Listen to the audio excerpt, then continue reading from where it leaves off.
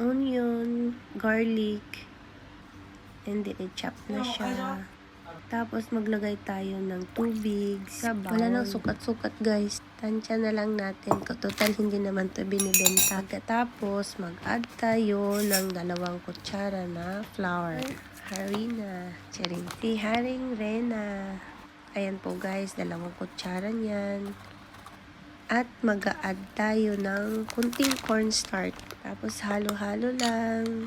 Hanggang sa mawala yung mga buo-buo niya. Halo lang ng halo.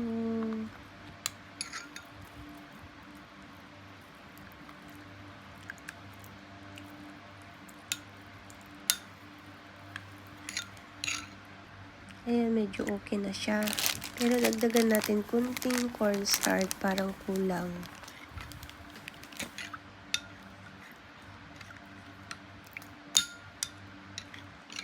At habang pinapainit pa natin ang ating fry pan, maghalo-halo lang tayo dito ng konti. Ayan, dahil mainit na, lagay na natin ng bawang at sibuyas. Kinuntian ko lang ang mantika, pero parang kulang ata. Tuyong-tuyo. Kaya dagdagan natin ng konting mantika. Ano po siya?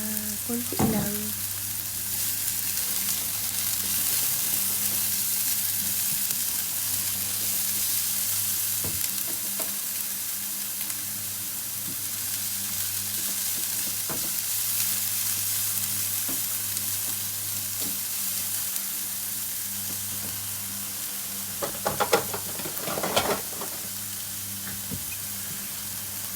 Dito, pwede na tayo mag-add ng tubig. Wala nang sukat-sukat. Itansya mo na lang din. Ayan po siya. Medyo kulang. Dagdagan natin ng konti.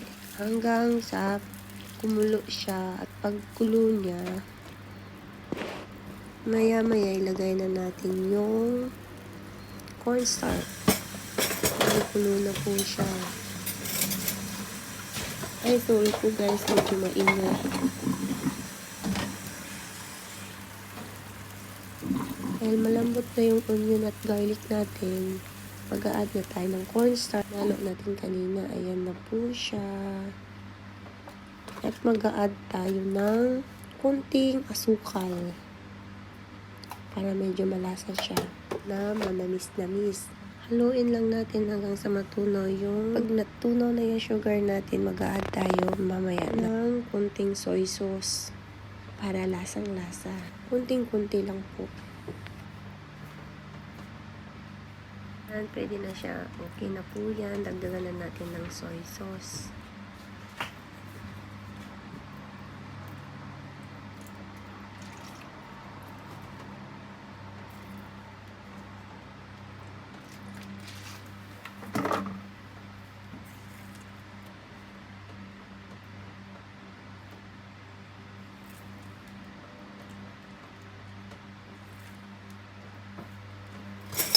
Okay na po. Tikman na natin. Sarap. Tapos na po ang ating sauce ng kikiam. So ngayon, prito na naman tayo. Iprito natin yung ginawa natin na kikiam. Ayan na po yung kikiam natin.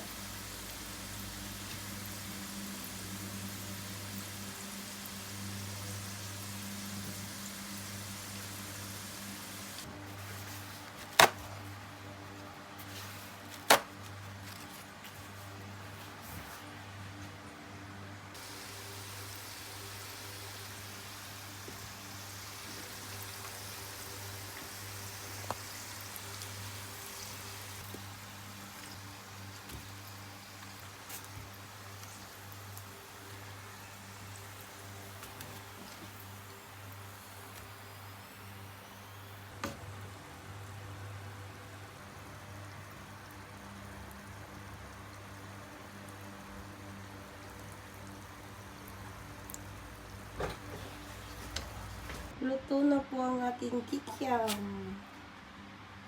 Kain po tayo.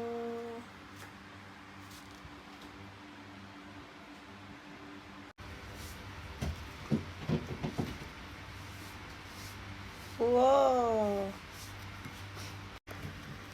Do? わからん。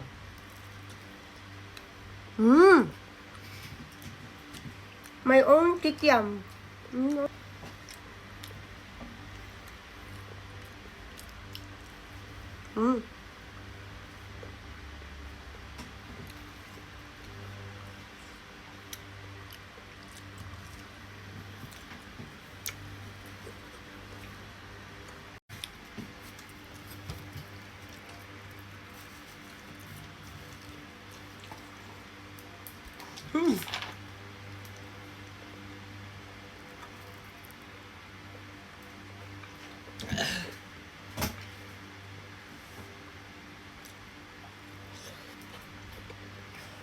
Actually,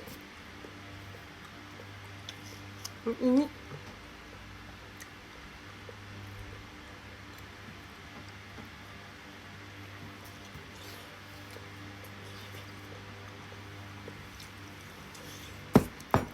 Hmm.